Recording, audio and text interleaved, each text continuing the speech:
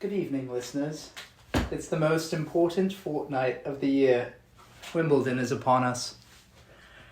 Alrighty, guys. Welcome. Co-host number 2 introducing today. We wanted to start off with a couple housekeeping items. First of all, just shout out Esteban. I don't know what your last name is. We had gotten some complaints about audio issues in the previous podcast. And Esteban just delivered. This is a guy who, he would be a backfence grinder if he was one of us, no doubt. He worked with us to give us free samples first. And then what happened is we didn't like his first take. He did revisions for us, got it back to us, and hopefully you guys will really enjoy the first couple podcasts now. He actually revised all 3. We're going to upload them. Hopefully they're a lot better. Please continue to give us feedback as you see fit.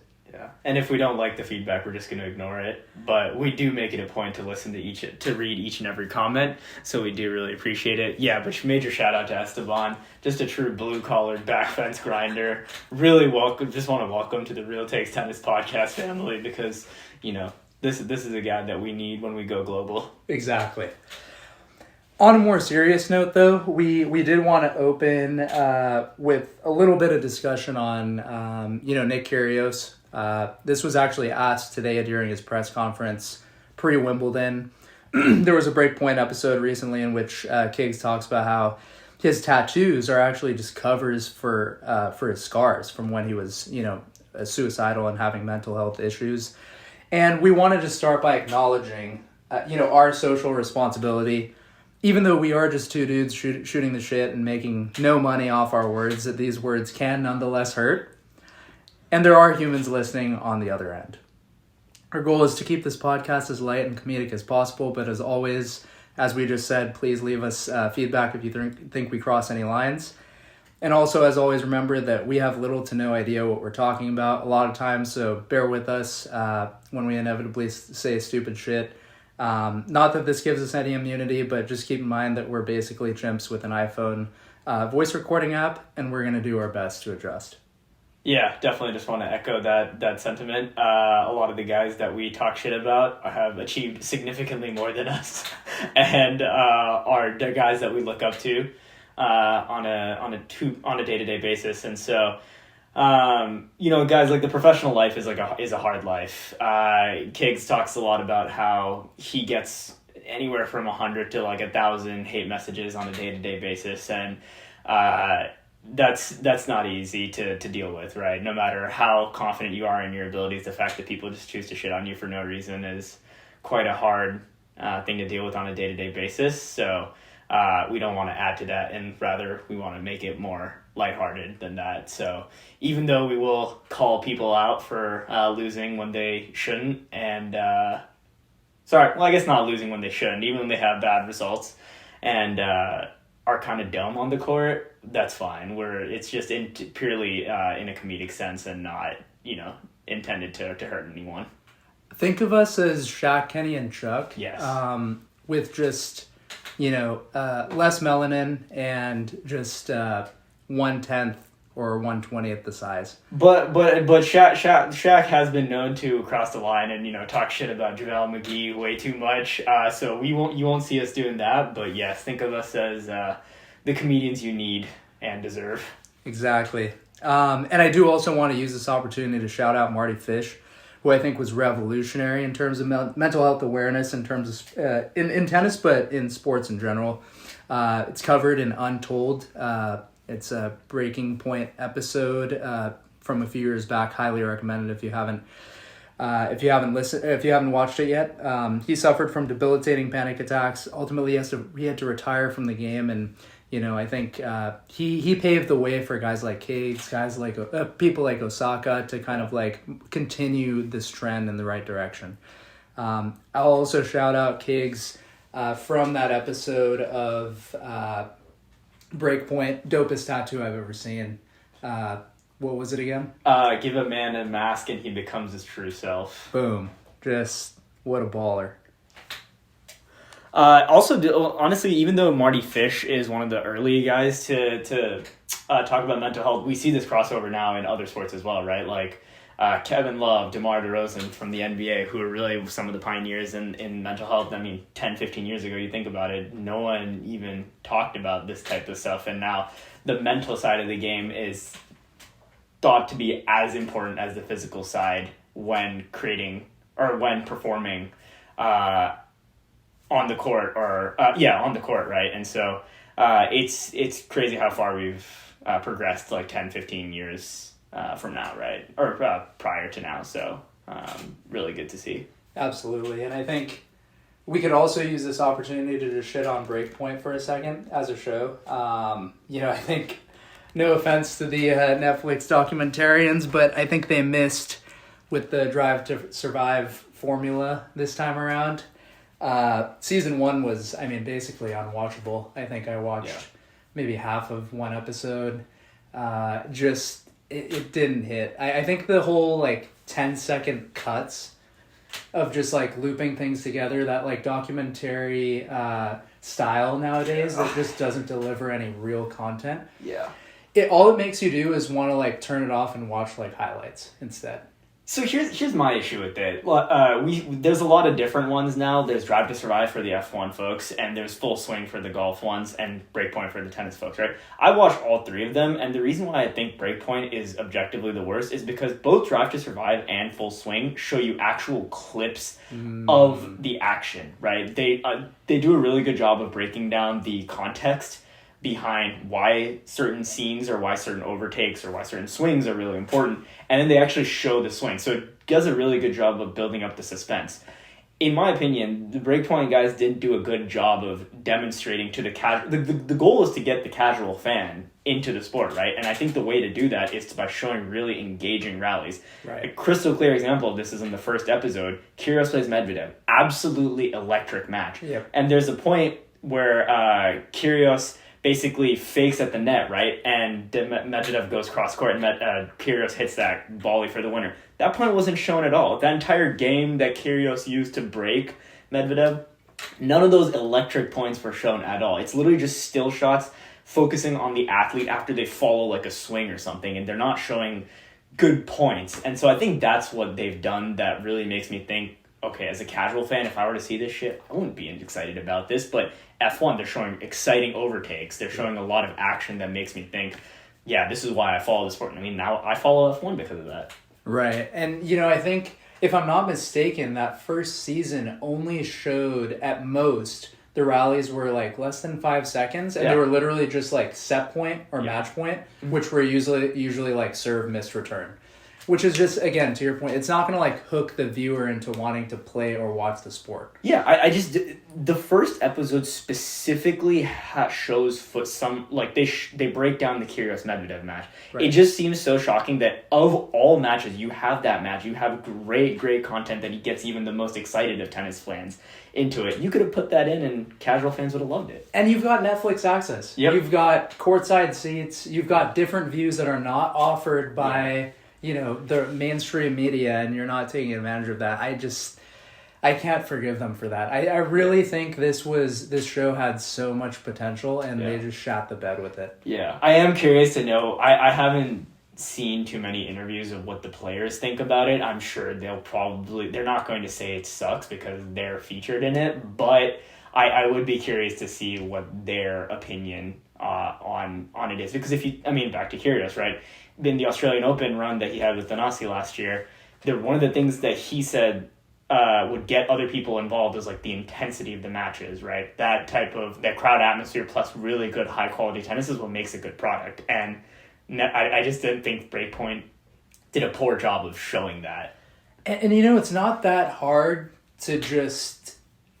It's not that hard to just show a day in the life. Yeah. I think they even missed on that part, right? They got wrapped up in Berrettini's relationship with his girlfriend. Yeah. They introduced a little bit of drama where there may not have been, instead of just focusing on what are the questions that a casual tennis fan or even an advanced tennis player would be interested in. How is this person training? What are they eating? What does a day look like? Who are they hitting with? Who are they talking to? What's the advice they're getting from their coach? Yeah. Just, it was completely absent. And again, yeah, pretty disappointing, I think, for both of us. Like, well, let's maybe if we were to be the producers of the show for season 2, what do you think we would like to see? What do you think you do, or what do you think we should show them?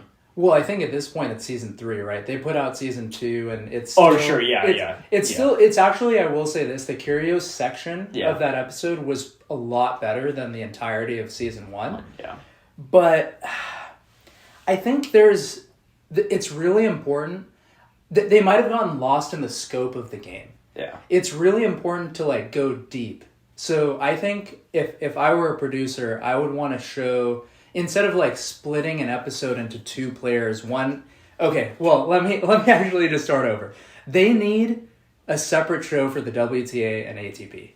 That is number 1. I mean, you don't see, F1 doesn't have a women's version, but like you don't see, if they made a documentary about the NBA like they did the last few, they made a Jordan documentary, they've made the Olympics documentary about, that ended up being about Kobe. They're not talking about the WNBA. These are essentially 2 separate sports. They should have 2 separate shows. Now, on the side of the ATP where me and P are concentrating, I would have just gone deep. I would have picked an interesting character as well. I also think they missed on that front. The people that they chose were just, I mean, no offense. Kyrgios obviously is a big name. Tiafoe is a big name. Fritz is a big name, but like, I wasn't super interested in Berrettini. Yeah. I think they could have just done a deeper dive with a magnifying glass to someone who's like a little bit more charismatic and spent a full hour on them. Yeah. And showed like a full day in the life. Yeah, I think they could have done more on Novak, honestly. Yeah, Novak, for sure. Novak is the most, I mean, he's not only one of the most charismatic guys you'll meet, he's also is open to giving you access. That's the question I was just going to ask, is Yeah. like caveating it. I don't know which players signed up for allowing them the full access, because I also think Djokovic has some tricks up his sleeve that he's not letting the public know about in terms of his diet, in terms of things that he's probably going to release in his autobiography, right? Yeah. 10, 15 years. Yeah, definitely. But like, let's say barring, let's say these guys did sign up for it and we're down. Like, I would say next season should be Medvedev. Medvedev has to be in there. I mean, that guy is Medvedev, Rublev. Rublev was the guy that was going to my mind. Yeah, those guys fascinating figure. Those guys are hilarious, charismatic, really, really good tennis players at the end of the day, and are just entertaining figures that you can show really exciting rallies about. 100%. So I think hopefully Breakpoint is gonna listen to us and take our opinions, because we read each comment, so they should too. Granted, the volumes are a little bit different. Yeah. But hopefully a good season will come up. Cool. I think one last thing I'll say, but just in general, I'll reiterate, like these, I think even in the movie industry, they've started, well, granted, I think maybe the blockbusters, they've started going to like these 5-10 second clips and cutting it like 300 times in 2 hours. I just don't have that. Maybe this is for Gen Z's attention span or something like that, but like, to me, the quality of a show is about the depth and its ability to display reality as it is. And I think it's just really hard to do that when you're constantly showing a picture with a voiceover. I think just, what's the product here? The product is the tennis. Yeah. To your original point, like, they just need to show highlights. Yeah, definitely. And if you think about, like parallel to the movie industry, right? The best, Christopher Nolan is one of our favorite directors. Oppenheimer, which is coming out soon, is going to be almost 3 hours. Right. But not a single person is going to like not go to the movie because of the movie length, because they know that he makes it so engaging and goes so deep in his prior movies, and I think the same approach could be shown here. Yep. Cool, awesome. Well, that's kind of what we wanted to talk about with the initial Breakpoint and spiel on Kiggs. We're recording this episode on the first day of Wimbledon, which we promised our listeners that we would record it before Wimbledon. So close. So close. Extenuating circumstances that we can't disclose, but we will have it's only been the first day, so you will get a Wimbledon preview plus first day commentary, which we'll talk about later today. But before we do that, we wanted to talk a little bit about the grass court recap and the past two tournaments that just happened, Mallorca and Eastbourne. We know we were giving Alex de Minaur a lot of shit for driving via Uber to Eastbourne, but it's still a tournament that had really good tennis, and so maybe we just wanted to start off with Eastbourne and.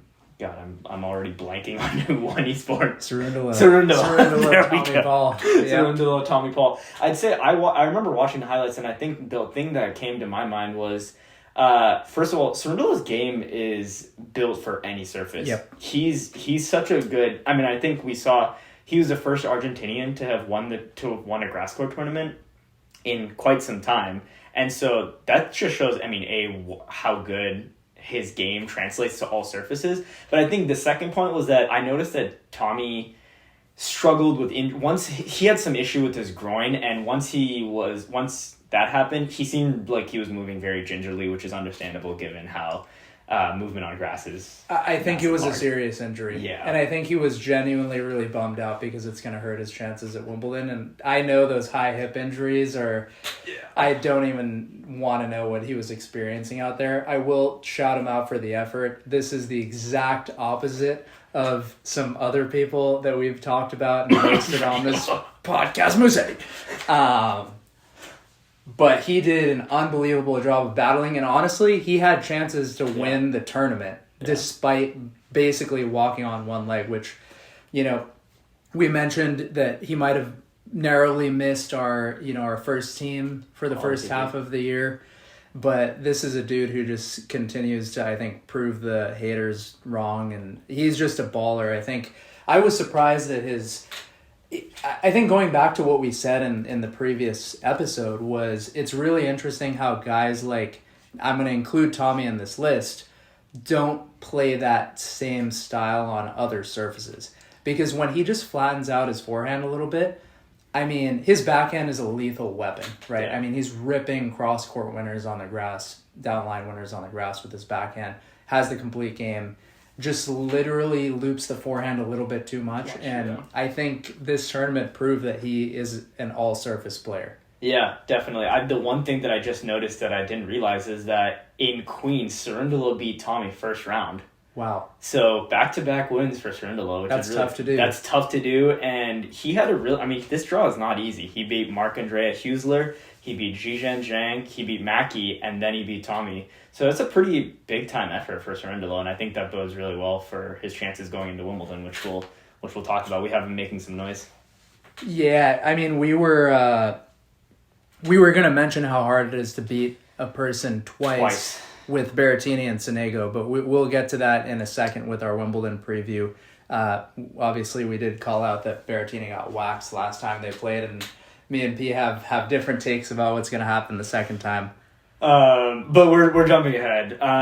Cool. That's all kind of we had for Eastbourne, I think. Both three setters too. Tommy Paul and Cerundolo. Yeah. Very interesting. Tommy put up a fight in both, but yeah, pretty frustrating for him to lose twice. I think it was amazing how he closed out the second set on. He got injured in the 4-1 or 3-1 or something. Yeah, correct. To close out the second set that easily on one leg, I mean, testament to him. I think he had a great tournament.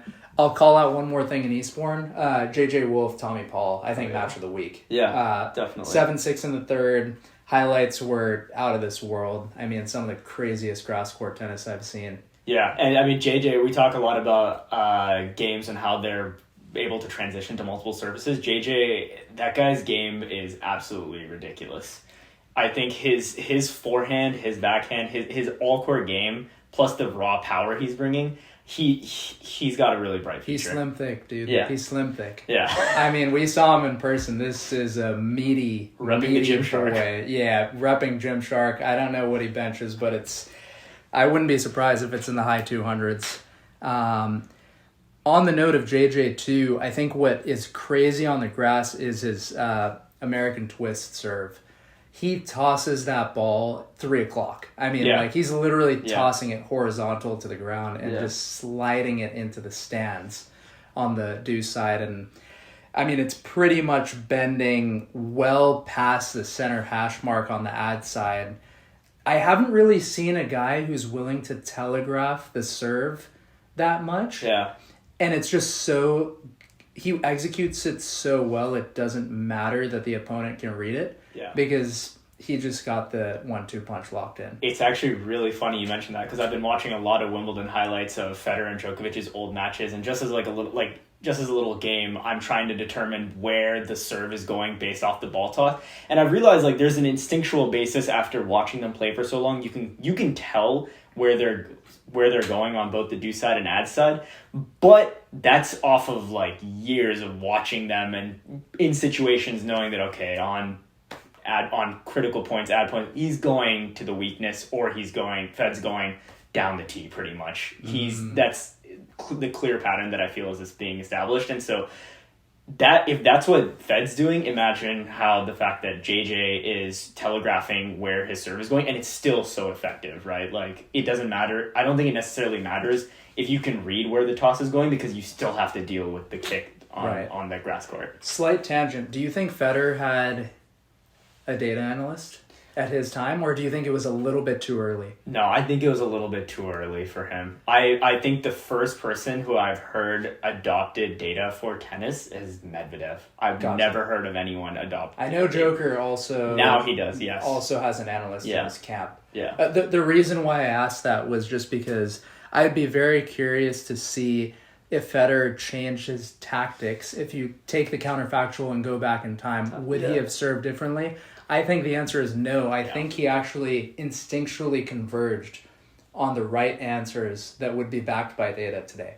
Definitely. And I think for a player like Fed, who is so talented and believes in a certain style of tennis that has won him so many matches, there's no way he's going to do some type of, based on what the data tells him, change his opinion, right? And I agree with you that I doubt the data would have shown something otherwise. The thing with, and I don't know much about poker, but the thing with Federer's style of serving versus JJ's is an interesting one from a meta perspective, because Federer is giving you the same look. He's a poker face player, right? Yeah. But JJ's got that bluff, because what he can do is he'll toss that ball 2:00, and I guarantee you he has the wide serve on the ad serve with the 2:00 toss as well that he can throw in as a mix-up. So he's kind of making you...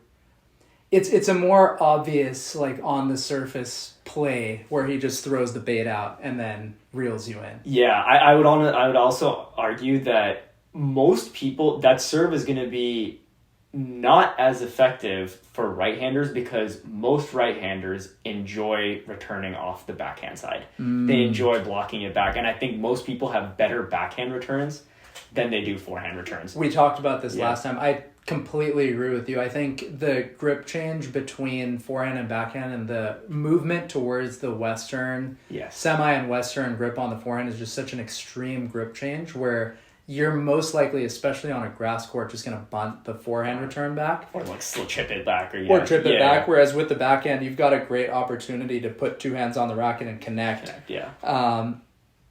I agree with you, but this is where it'll get interesting to see JJ, whether or not he changes his tactics against lefties. Because I still think, for whatever reason, maybe it's just the looks that a lefty gets normally playing right-handers. Yeah.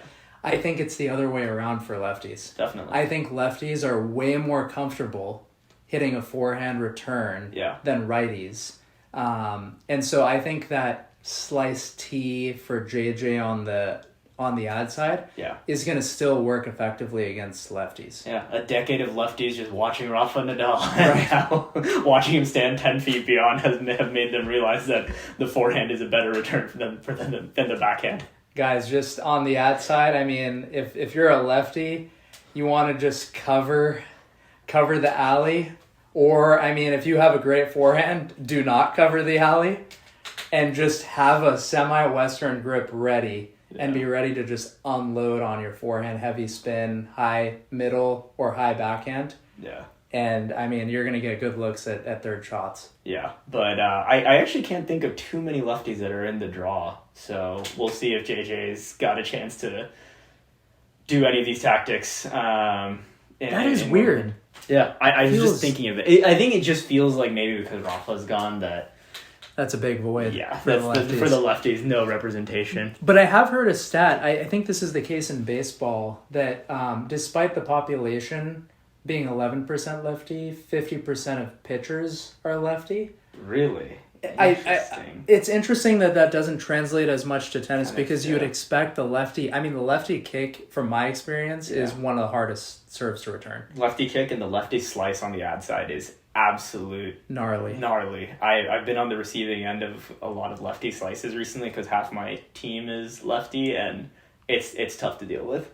Is Kubler's a right-hander. Kubler, okay. Yeah. Who am I? I'm thinking of a different German dude. I mean, he's not German, but Manarino is lefty, and he's the only one I can think of. Okay. There's Kepfer. Exactly. Yeah, Dominic Kepfer. Yeah, and he's easy to get confused with. Yeah, I don't think he's in the draw though. No, I believe he's playing Otte, isn't he? 2 Germans. Yeah, first round. I believe Otte was playing Kepfer. I definitely remember seeing Kepfer in the draw because he had a great run in the U.S. Open a couple years back, losing to Medvedev, and I hadn't seen him after that for very long, but I think he's now in this draw.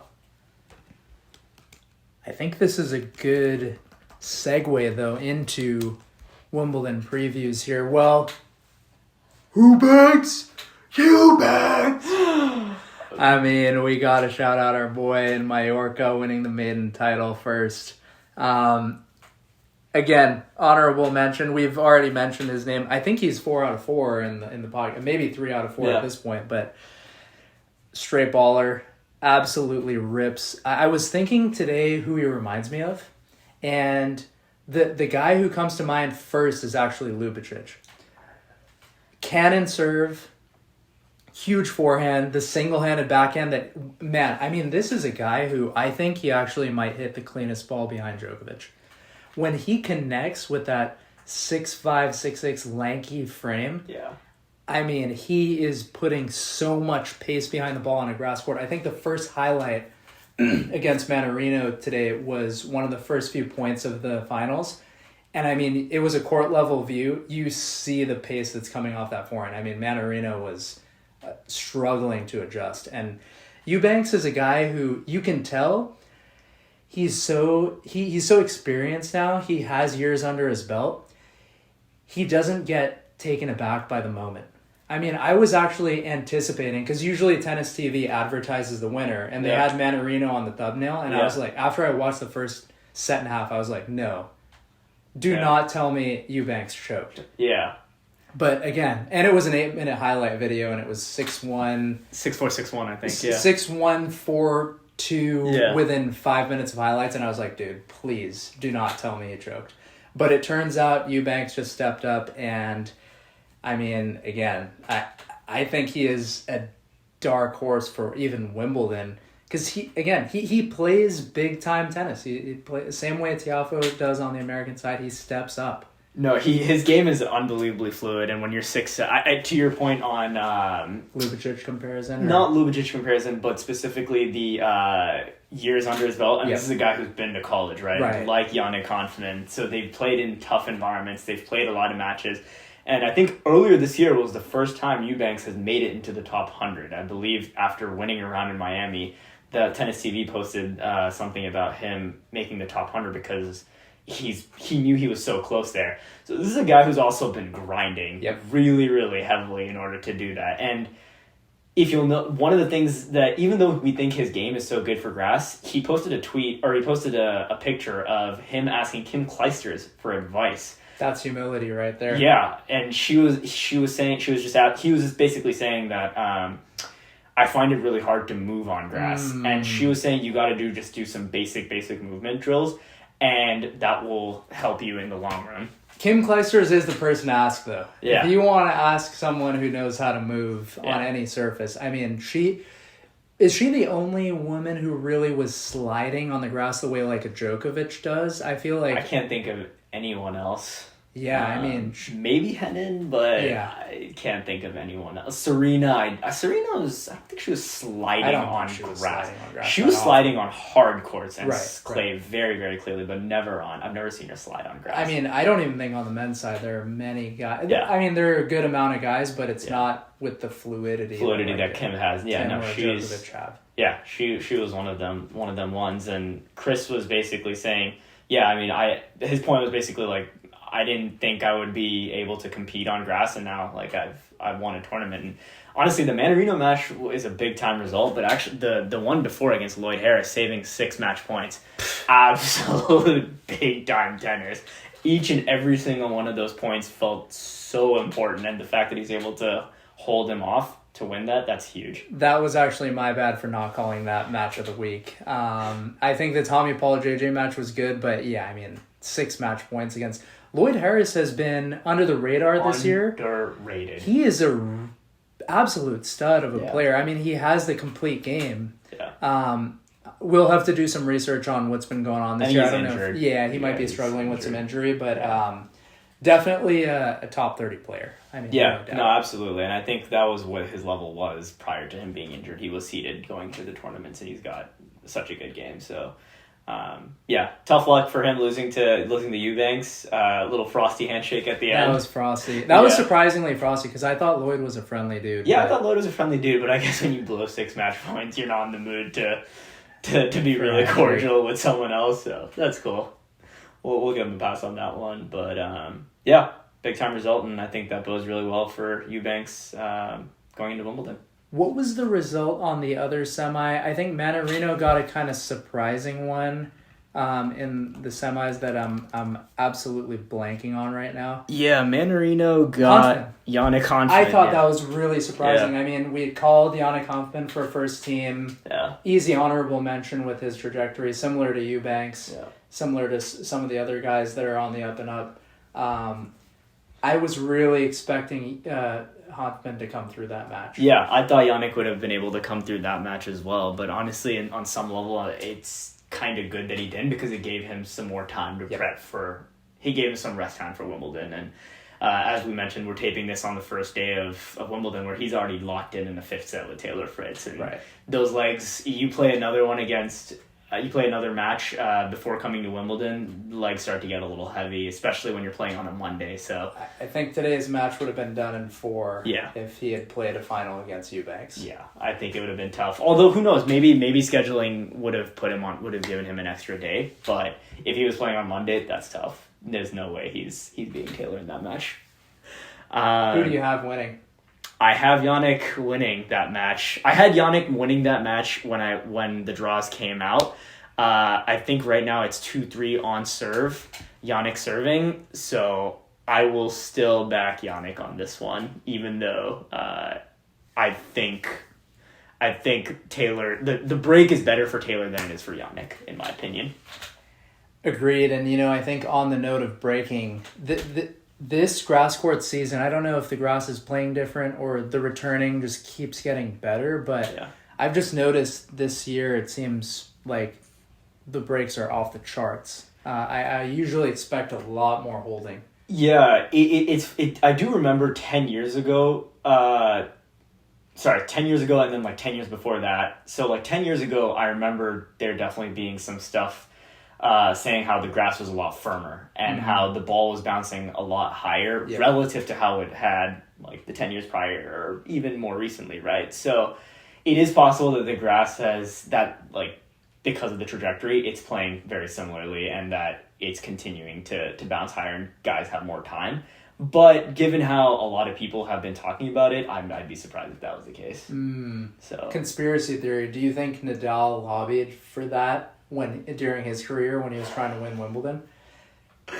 I will probably say no, because even if he had lobbied for it, he knows that it's not like he has the results to back that up, right? It's not the results massive. He still has to beat Djokovic or Federer in order to do it, and I don't think it being that much firmer gives him that significant. He still doesn't become the favorite, right?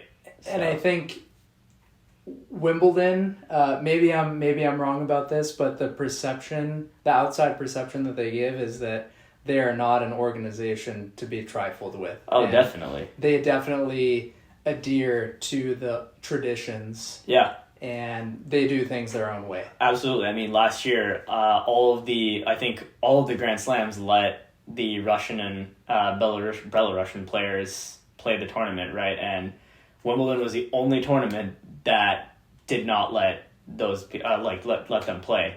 And historically they've always been so about maintaining the tradition, no matter how archaic it might be, right? Quick tangent.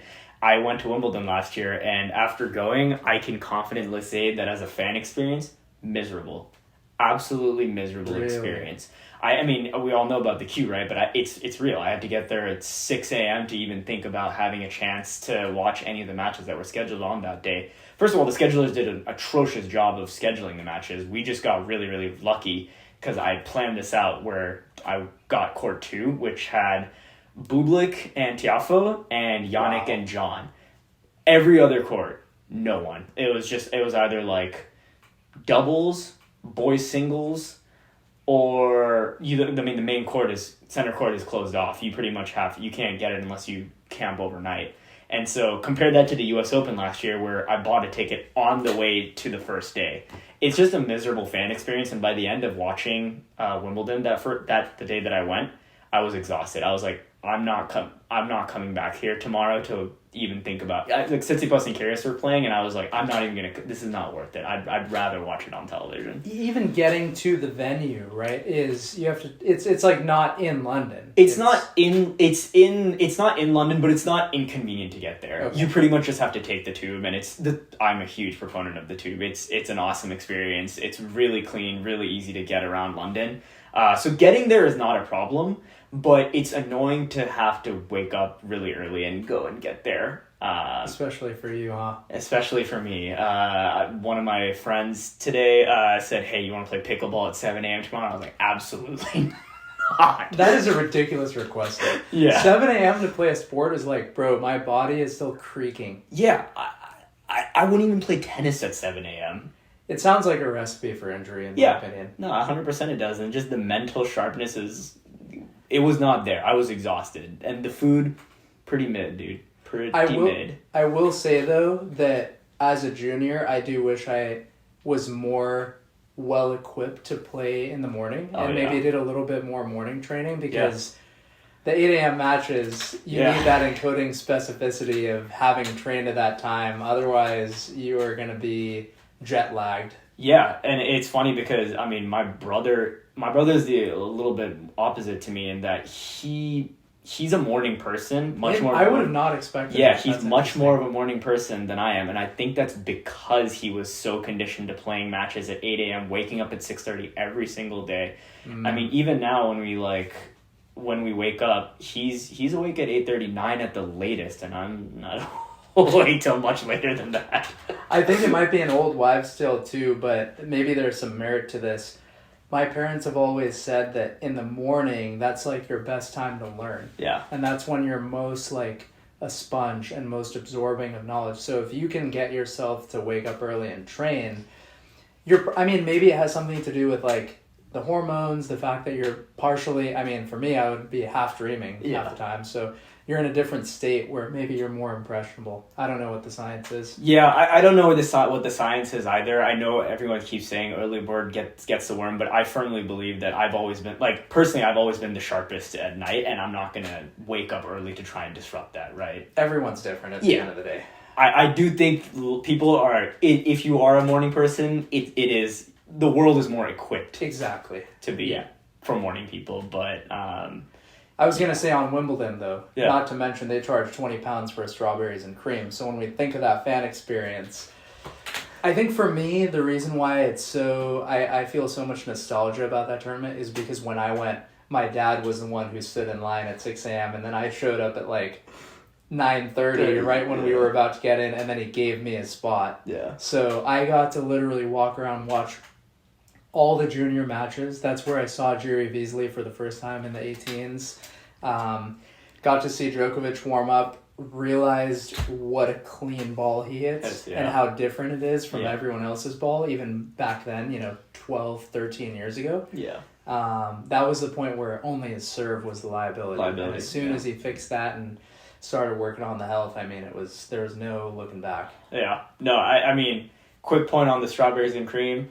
Strawberries, I'll give him credit for that. The strawberries were phenomenal. But the whole strawberries and cream fable and paying, as you say, like 10 euros for that, not worth it.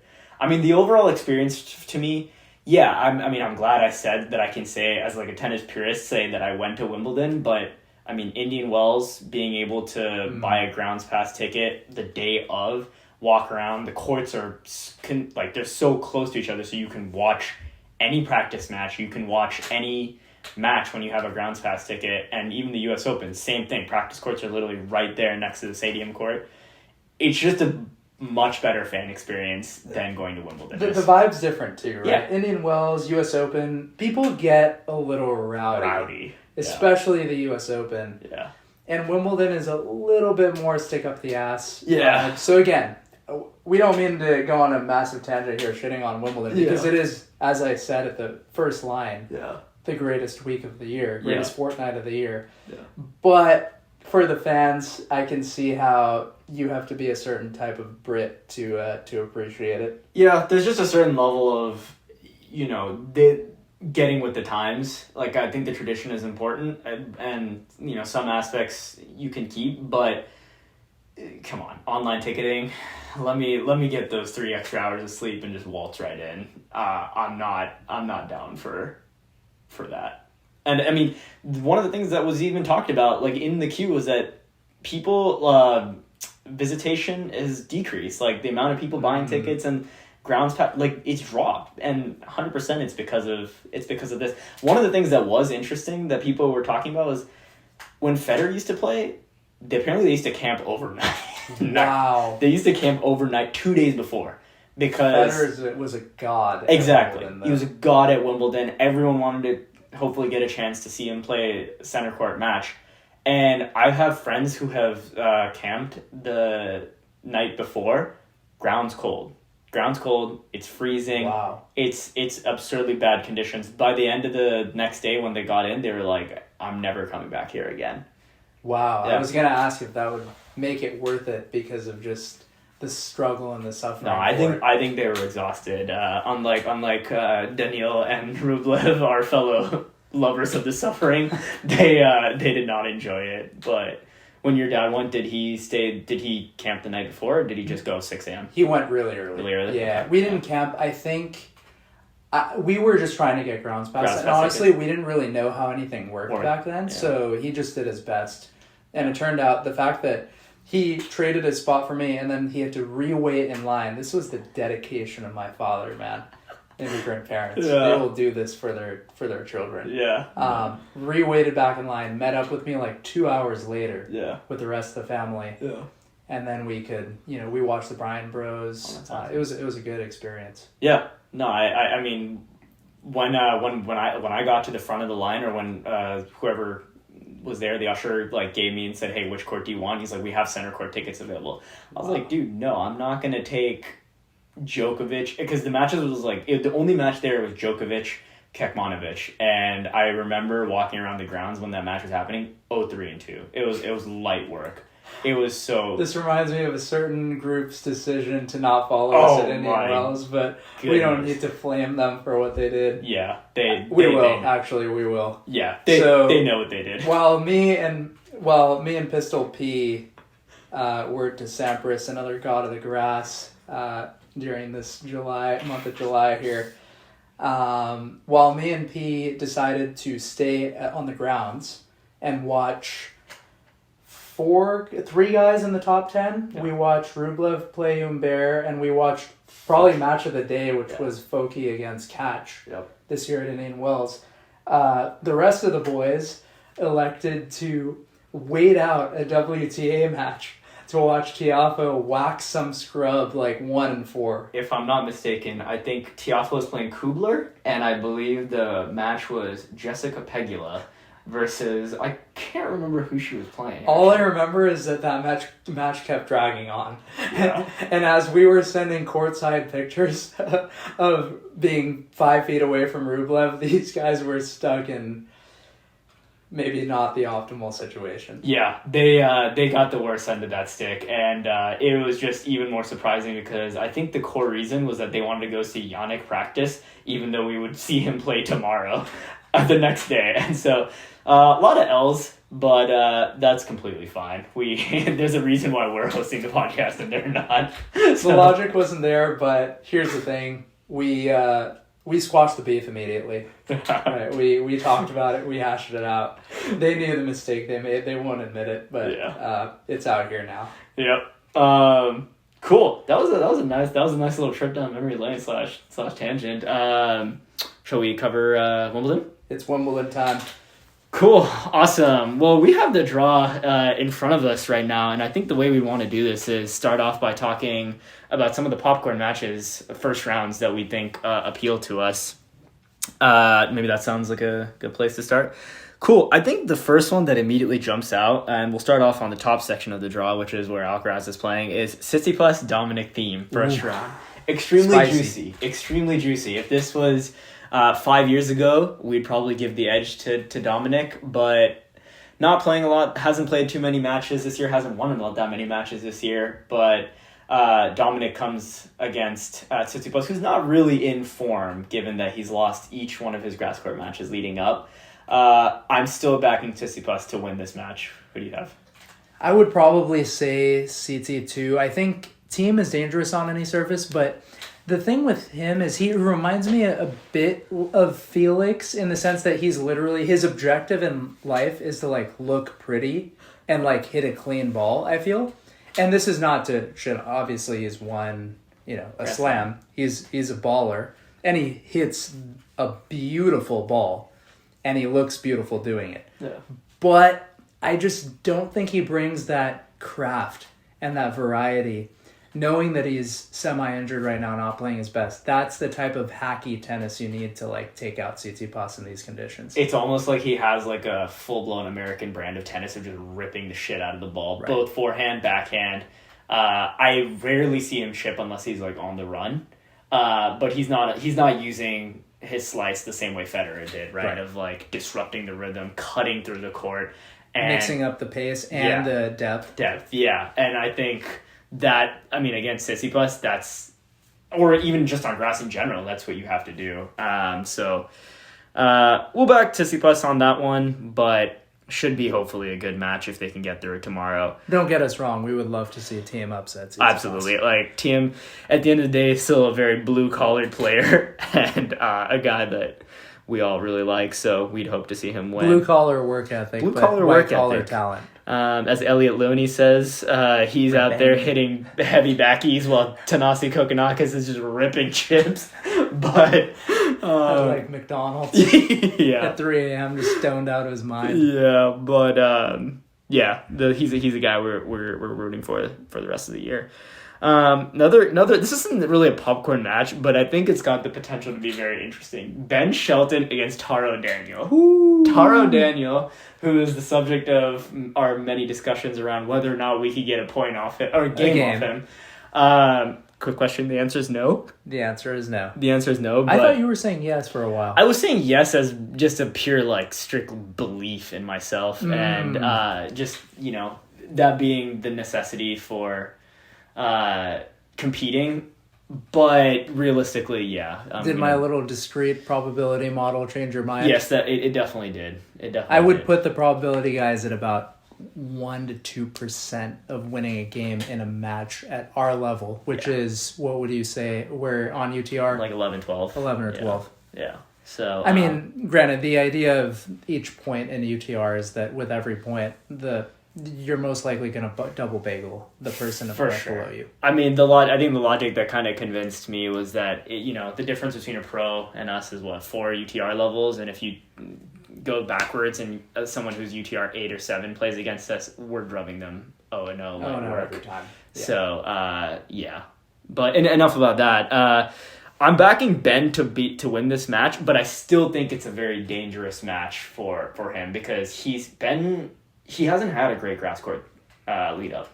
I mean, he hasn't had really a grass court career Yeah. until this point. So yeah, it should be interesting. What's also intriguing is that we were watching a video of who the players think a dark horse is, and Murray, Hurkacz, a few other players mentioned even Francis Tiafoe mentioned and Taylor Fritz mentioned Ben Shelton as a dark horse because they believe, I think this is more of a longer term guess too, that his game suits the grass extremely well. No doubt agreed with that. So yeah, it will be tricky. I think they're also reading into the fact that he made the quarters in the Australian Open, but I think it's going to be tough to repeat that performance. I also think it takes pressure off them. Yeah. Because this is a pick. This is like a low stakes pick. It's this is the young dude. I'm not going to put my money behind anyone else and give someone else confidence. This is a guy who, I think everyone would enjoy seeing win more again. Yeah. And it's funny you mentioned that because in that video you're referencing, I think the only player who said it's a bit unfortunate you're asking me these questions and I'm in the tournament because I'm going to believe that I'm going to win every match. That was Andy Murray.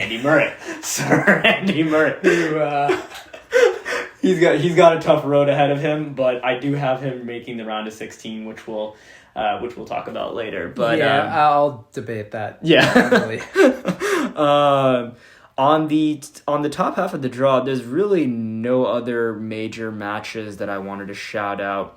Maybe the only other one was Jason Kubler and Ugo Humbert. That's actually a good one because Jason Kubler is fresh off a challenger grass court win. So that's a big time result for him, especially after reaching the 4th round last year at Wimbledon. So he's coming with some good grass court momentum, but Ugo Humbert is a very crafty lefty. And that slice on the ad serve, oh my, that's going to be tough. It's going to be tough, and I think he moves well on the grass. He almost moves like a crab. Have you noticed that when we watch him live? He is always in that semi-squat stance. Yeah. He's built for indoor and grass court tennis because he's ready to just take balls on the rise. Yeah. And he's just staying low and transferring his weight through every shot. Yeah, and I think 2 years ago, so the year before Kyrgios made the final, they had a 5-setter as in the first round. And one of the things Kiggs was saying was that Humbert impressed him as he has all the shots. He has the flat serve out wide. He has the cutter on the tee side. He's got a really good forehand, really good backhand, all court game. So he hasn't played as well as I think he would have liked. We saw him lose to Rublev in a match where he was up a break I think in the first set and wasn't able to close it out. But I'm backing Humbert to win this one. I think he's got a really good chance to win this one. I'll go Kubler, but it is a 50-50 match. It's a toss-up. I have, no matter who gets through, I have them losing in the next match. Though we will say that Carlos has a pretty tough draw. Yeah. Who does he have? Who's in his third and quarter? I mean, so the third round match that I have him scheduled for is against Nico Jerry, who we mentioned, first team all ATP, just has won a couple titles. 4th round, Alex Zverev, who's pretty brutal too. I mean, I think there are some other dangerous people who could get through that you didn't name who aren't seeded. Yeah. So if we can start this in the 3rd round, right? I have a lot of the seeds making through besides Yuri Lehechka. I have Yuri Lehechka beating his first round match, Sebastian Offner, and then beating Cerundolo to make it to the 3rd round. Actually, I'm going to the 4th round, beating Tommy Paul. I don't know how Tommy's going to be able to hold up with the injury, and I think Lehechka is a really underrated player. Agreed. Yeah, and I agreed. I don't think Tommy, unfortunately, is going to be able to make it too deep with the injury. I think, again, that looked like a pretty severe one. He might have even torn or partially torn the labrum. Yeah. So we'll see what the diagnosis is there. Yeah, I think the only other thing to call out, or a couple things to call out here, is I have Cressy making the 3rd round. he's playing Laszlo Diera first round, which is actually a really tough match. Laszlo is a good player. And then Ben Shelton in the next round. So he's got a really tough road to the third round, but I still think he's built for grass court tennis. And given the video we were talking about, a lot of those guys shouted out Max as being a player to watch out for because of the first and second serves. Yeah. The chip and charge, come to net, more traditional grass court tennis. Absolutely. So I think he's got a really good chance of making the third round. Yeah, I mean, Taylor Fritz literally said this guy has the same serve for his first and second, and we've seen it. It literally is that. Yeah. Cool. I think the only other thing, so look, maybe a good way to finish off this section of the draw is to go through the fourth round matchups and see who we think will make it. Let's do one thing before that and quickly review the matches that have happened. Oh, for sure. That's a good call. Because there were a couple interesting results, and I think there are a couple interesting pending results with the play suspended due to darkness, I presume, or weather. Yeah, I think it's darkness for now, and tomorrow looks like it's going to be really rained out. So another interesting decision from Wimbledon committee. Yeah, I mean, I get it. People are living in the area, so 11 p.m. curfew, but you don't see this happening in New York. Matches are going on until like 2 a.m. So. We'll hope they can change that moving forward. But I guess the match you wanted to talk about was Taylor Yannick.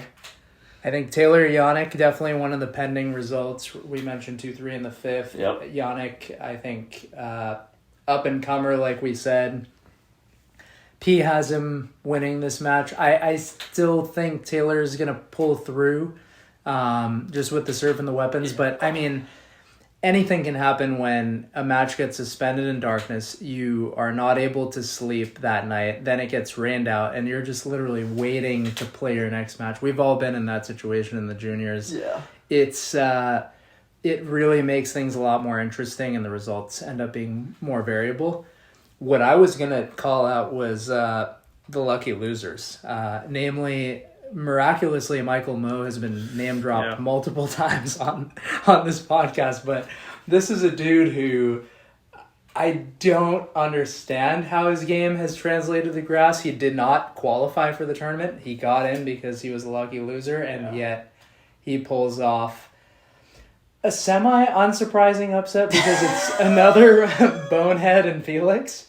But, I mean, P did have Felix going deep, so... Yeah. You just reminded me of something. If I'm not mistaken, Mo was a lucky loser at the Australian Open too.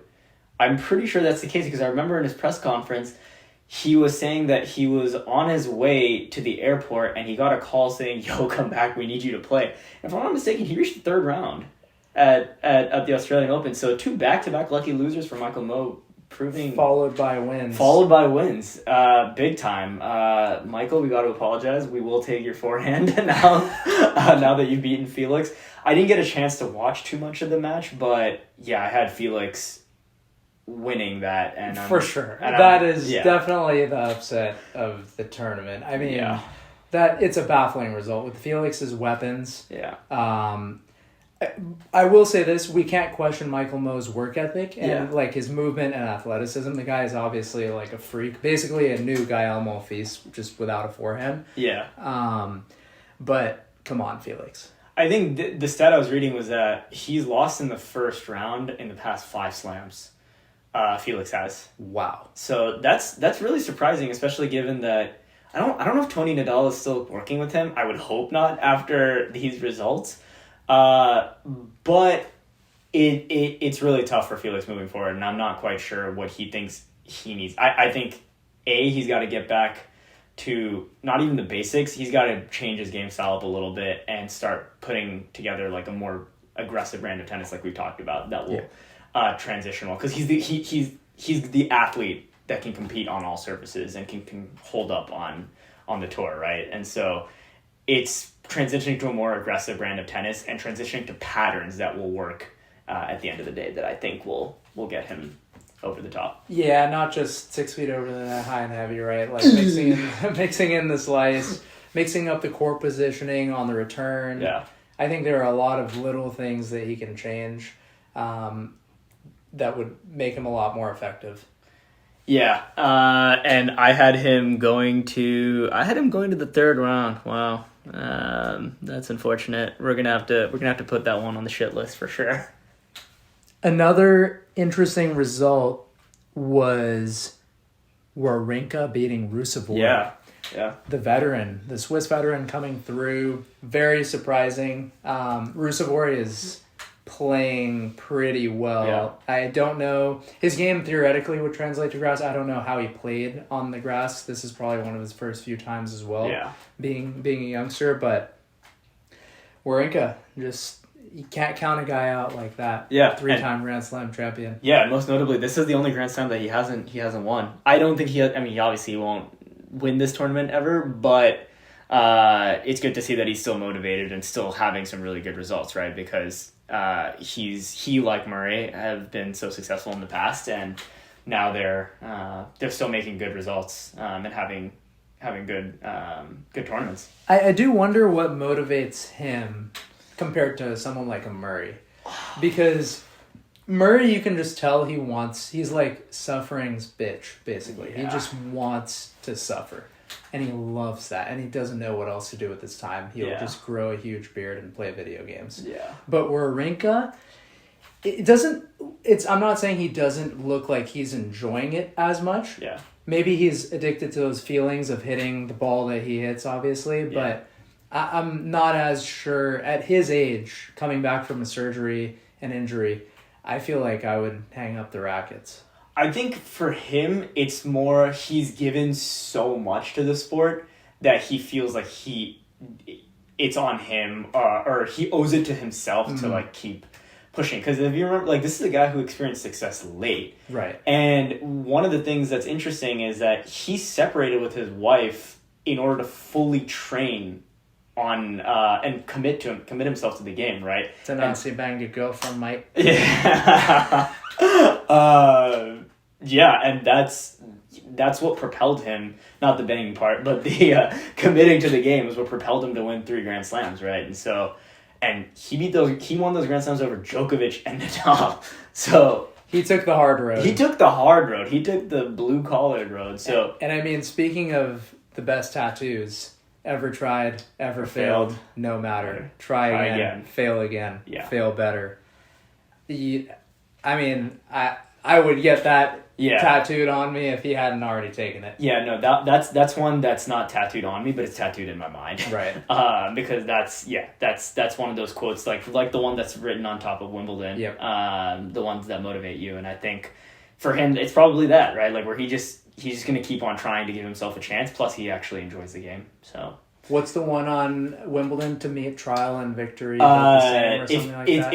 It's the start of Rudyard Kipling's poem. I think it's if you can meet failure and success and treat those imposters the same. That's a good one. Yeah, it's just a good one, but only very few people can actually do that, which is why they're straight goated.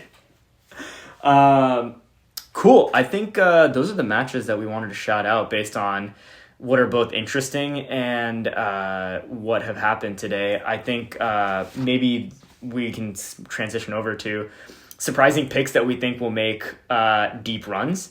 I have 2 or 3 actually that I think are pretty surprising. I have Lehechka making the 4th round, beating Cerundolo and beating Tommy Paul in the 2nd and 3rd round respectively. And I have Sebastian Korda beating Yuri Vesely. I have Medvedovic in the 2nd round, and then I have Eubanks in the 3rd round. So pretty tough draw, honestly. But I think Korda's got the game to be able to beat the players that I've mentioned and beat Murray in the 4th round. I could totally see that. I would say Eubanks, I would love to see him go deep. Yeah. I do think coming off a title is going to be pretty tough to sustain the level and sustain the fitness. But again, I would love to see him go deep. I had a question for you. I see you have RBA making the quarters too. Can you talk a little bit about that? Because obviously he's not a traditional grass quarter, though surprisingly, right? He's done it before. So I do think this is a weak part of the draw. Absolutely. Seeing Ruud as the highest seed in the quarter. Absolutely. Yeah, the reason why I have RBA making that far is I just think that it's like you said, his draw is really, really weak. He's got Mute next. He's got Coric after that, potentially. And then he's got Shapo in the 4th round. If Shapo can beat Ruud, which, I mean, who knows?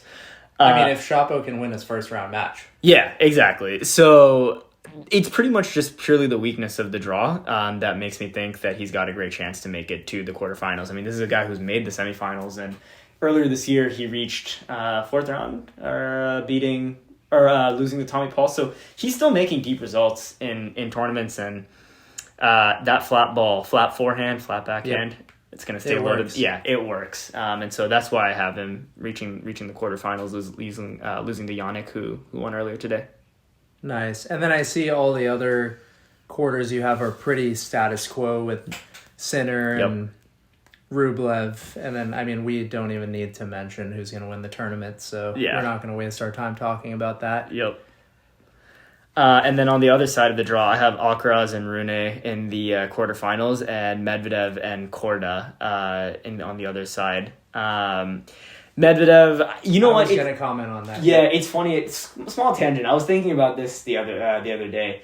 If I'm Medvedev's coach, I'm trying to get Medvedev to lock the fuck in for the rest of the year, because he hasn't played that well and hasn't had too many good results apart from winning in Rome. And if you think about it, what does he do that Novak doesn't?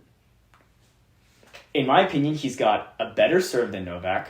His backhand is just as good, if not better, than Novak's. Moves similarly. He moves similarly. He's 6'6" and can cover the entire field, entire court. And sure, I'll say Novak's forehand is better, but he's an extremely consistent player who has weapons, and I don't think he's lived up to his potential yet. I think this is a guy who can win 10 plus Grand Slams. Wow. Yeah. That's an interesting statement. The more I was thinking about it, the more I realized there's nothing about his game that's remarkably different to like Novak. And you look at how much success Novak's achieved. I actually think that his coach needs to lock him in and get him to focus on every match of just, I'm out here to dominate. And I'm like, this is why, because I'm literally, there's no one that can beat me. Yeah, the one thing with Medvedev versus Novak for me is the focus. And it's seemingly the commitment to the game, right? I mean, Djokovic has literally changed his life around tennis. He's changed his diet. He's fixed his asthma. Yeah. He's, fixed his inflammation. He's done all of these things for the game. Yeah. Don't get me wrong. I'm sure Medvedev, we've talked about him. He's read the book that's on my shelf right there by Dostoevsky several times. I'm certain of it. Yeah. He loves the suffering. He loves the grind. But he just looks like he's fooling around a little bit more on the court in a way that Djokovic is just way more laser focused. Yeah. That could be the only difference. And then obviously I think one thing on the game style is Djokovic is just a tad bit more versatile. And when he turns on that offensive game, it's different from Med, who is more content to just sit 10 feet behind the baseline. And, I think on the grass, we've seen it with Zverev, we've seen it with Medvedev this grass court season. It kind of works, but it's not going to win you Wimbledon. Yeah.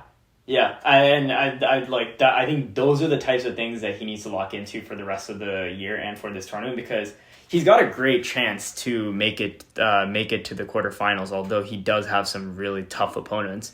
Manarino in the second round, Griekspoor in the third round, and Lehechka in the fourth round, right? That's significantly tougher than the bottom half of the draw, but the bottom half is pretty weak, huh? Yeah, I think the bottom half is just it, or maybe it's just because Novak is such a resounding favorite that everyone else seems like it's I think the seeds are worse. Yeah. Right? Because Ruud is not equipped for grass. Yeah. Yeah. Sinner has also been kind of up and down this year too, right? Yeah, he has, although he looked great today and he's reached the quarterfinals in all the tournaments. I was actually going to say the one match that we didn't talk about that was never mind. It's on the top half of the draw, but Berrettini-Sonego. Berrettini was a player who could potentially have the game to disrupt some of the top players, but we find him unseeded against Sonego, who waxed him a couple of weeks ago, 1-2, light work. I think Berrettini is going home early. Going home early? Okay, yeah. So you have Berrettini losing to Sonego. Absolutely. Okay. I mean, I just don't think... I think people have figured out how to play him. Yeah. clearly he has some injury or some off court issues as well. Yeah. I don't think he's going to put it together for this match. Yeah, I have Berrettini winning this match just because I think he'll turn it around, and I think getting schlonged 1 and 2 is hard. It's hard to happen twice in a row. But the rationale is completely valid. So we'll see how he does tomorrow. But in terms of picks that I have different from P's here, I would probably take Tiafoe as a quarterfinalist over Runa. Okay. I think, I mean, this is more hopeful thinking.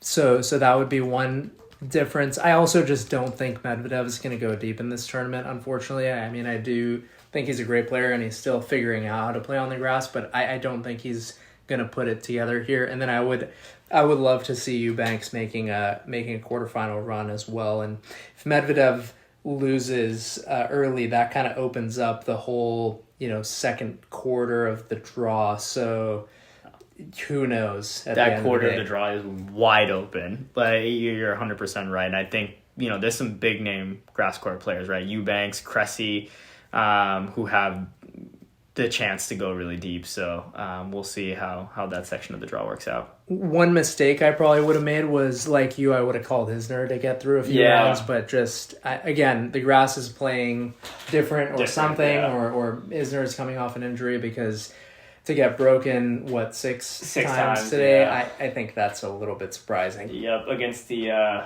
clay court veteran, Jaume Munar. But that's fine. Yeah, he can enjoy the 60K check for losing at the first round. Cool. Anything else we wanted to cover on the draw? No, I think that's it.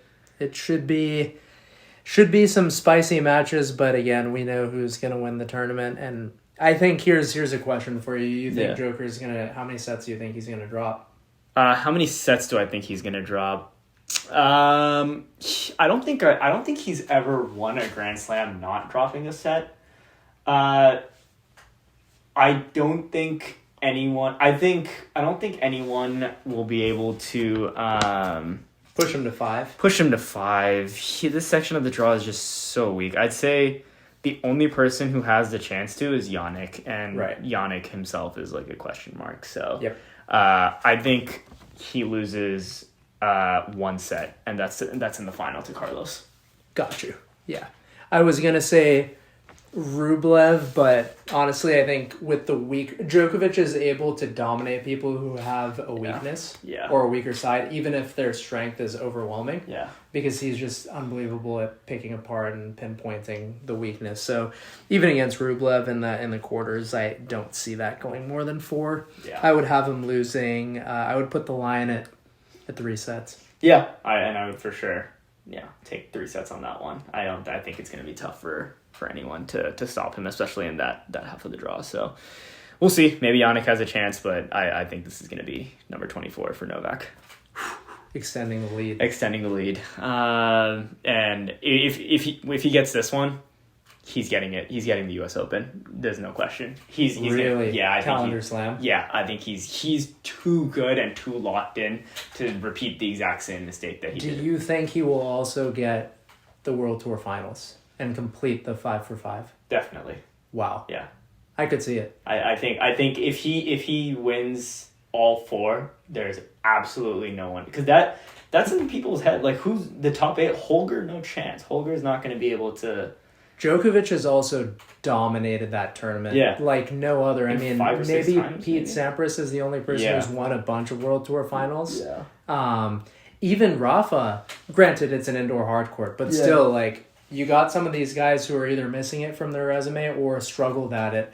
And November Djokovic somehow closes the year out pretty easily. And I mean, it makes sense for him, because after the U.S. Open, there's really nothing else left to play. There's Paris and Shanghai, and that's it. 2 tournaments. Maybe he'll play, like, I don't know if there's any tournaments in Belgrade, but yeah, 2 tournaments left, and he's fresh. He'll be good to go. So he's fresh, especially on the indoor hard, where he's not pushing his body the way he does on clay. And it's best of 3. Yeah.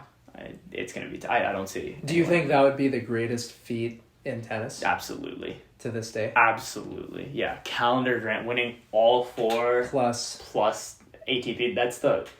I can't think of anything else that would be more difficult to do. Maybe if you do all 4 ATP and Miami and Indian Wells. I was gonna say if it was an Olympic year too. Olympic year, sure. Yeah. I mean, once every 4 years. Once every 4 years you win all of that. I mean, yeah. That's like a perfect season. That's a perfect season. I don't think that's better than his 2011 season, right? Which is that was the season where I started hating the guy. When he beat Rafa, I will never forget this. In I think it was 7 consecutive finals. I think you're correct on that one. Because Indian Wells, Miami, Rome, all the clay Monte Carlo, Madrid, U.S. Open. Right. Yeah, I think that was a brutal year for Rafa fans. Yeah, and for Rafa himself. And for Rafa himself. That's where Djokovic really flipped the script and never looked back. And that's where he became straight goated after that.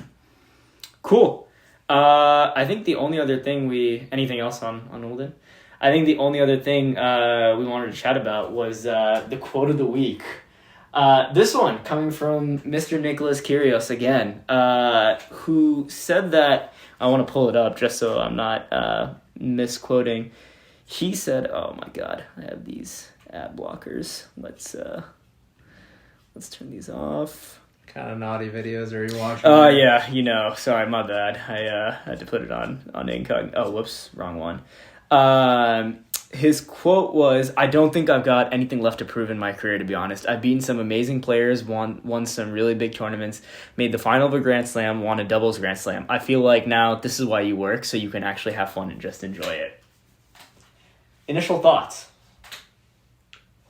So we did kind of talk about this beforehand, but my initial thought is I don't really get the whole proving yourself to other people thing. Yeah. Because ultimately he needs to prove to himself that he's done everything he has the ability to do.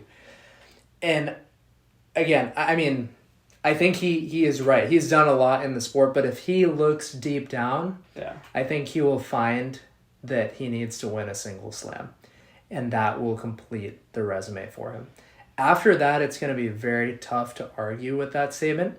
Yeah. But I do think he has the talent to win a single slam, and nothing would please me more than to see that and him bringing that level to tennis and showing the haters that he can do it. Yeah, 100% agree. I think the thing that I was talking about before we got on was that I agree with him 85%. I think I actually would go as far as to say if he won one Masters 1000, if he won Indian Wells, for example, I'll give that to him. Wow. I'll say I'll give it to him and say you've achieved everything. You've achieved everything, and you don't need to prove it to anyone, because at the end of the day, he's beaten Federer, he's beaten Rafa, he's beaten Novak, he has made deep runs in Grand Slams, and we all know at this point that he's capable of beating anyone who's ever played this game. And I think that to me means more than winning a Grand Slam in those 2 weeks of time. Interesting. I think it's just the pinnacle of the sport to win a slam, and I just want him to conquer that mountain. Yeah. But again, if he feels like he's done, then if he looks deep inside, if he looks in the mirror and he has reached that conclusion, then I'm in no place to argue with that. For sure. And from a talent standpoint, you're 100% right. He's got the talent to be a multiple-time Grand Slam winner. But I just really look, Thomas Johansson won a Grand Slam. I look at what Kiggs has done in his career, and I think... There's a flip side. There's a flip side to that. And that's why I'll play devil's advocate here and back Kiggs on this one, because what he's done tennis-wise, even though he hasn't won a Grand Slam, it's still more impressive than, some of the guys who have won a Grand Slam, like Gaston Gaudio, Thomas Johansson. I'll take Kiggs' career over theirs any day, even if they won a Grand Slam. Sebi's dad and getting the title stripped from you, right? Oh, Peter Corda, yeah. The kangaroo, yeah. Yeah. So I think that leads into one last segment here. Yeah. Which is the hypothetical of today. Yeah. And I think the hypothetical is, would you take the career of a Gaston Gaudio, of an Andy Roddick, of a Johansson? Yeah. Or would you take the career of an Albondian or a Kiggs? Someone who has shown I would say Wawrinka, but he's won 3, so that's not a fair inclusion. Yeah. What do you think? So I think it's a very difficult, like, first of all, I wouldn't put Roddick in that group just because even though he only won 1, he was making deep runs at every single tournament. He reached 4 Grand Slam finals, I think, other than the one he won, right? And arguably had one of the greatest matches ever played at Wimbledon against Federer in the finals. Yeah, held the American flag up. I mean, you look at Taylor, you look at the guys who are playing, like the Americans who are playing right now, Roddick was miles ahead of all of them, I think. I think he won a slam. Exactly. His level was just significantly better. So I won't put Roddick in that list, but I think I will probably, in the example you gave, I'll go with the guys who won a Grand Slam because it's just generic Grand Slam versus non-Grand Slam. But if it was specifically if it was Kyrgios versus Gaudio, I will back Kyrgios because of all the other stuff, right? It's the beating the Federer, beating the Nadal, beating Djokovic. Those are arguably harder than to do, especially beating them on their first ever try, than winning a Grand Slam, winning the French or winning the Australian, right? So it's a toss-up for me. I think I'll end up agreeing with you here because I think the way to measure a tennis career is in moments. Yeah. And I think to have those moments where you've beaten Federer, where you've beaten Nadal, to have that thrill of being on that stage, executing at the highest level, I think he can always look back on that. He can watch those YouTube highlights until he's 90 years old. Yeah. And I think that's going to be a lot more fulfilling and satisfying than having that one slam and then honestly kind of fading off the face of the earth. Yeah. That's almost like a more meteoric decline than, having an injury or struggling a little bit, but always having the talent. Yeah, the counterpoint to that is that when he's retelling these stories 10 years or 15 years or whenever from now, he might look back and say, I really wish I had done everything in my power. If that was true, if he had done everything in his power and he still came up short of a Grand Slam, sure, that's fine. But based on what it sounds like, and we didn't even share, he's out for Wimbledon, so pretty much no threat. No other threats to Novak besides Carlos, but it looks like a serious injury to right wrist ligament. Yeah. I mean, I'm not going to say career ender, but that's a hard one to come back from because that's where all his power comes from. Yeah, I mean, power comes from the wrist. You look at Dominic, who's now taken almost 3 years to basically kind of recover from it, and he's still not even close to what he used to be. So we'll see if this holds up. We'll see if he's willing to put the hard work in and grind it out. So he did use the word hard work more times than I've ever heard in the press conference. But we'll see again if he can rehab it and get it better. Yeah. Awesome. Take care. Welcome to another edition of Real Takes Tennis, and we'll see you at the end of Wimbledon. Peace.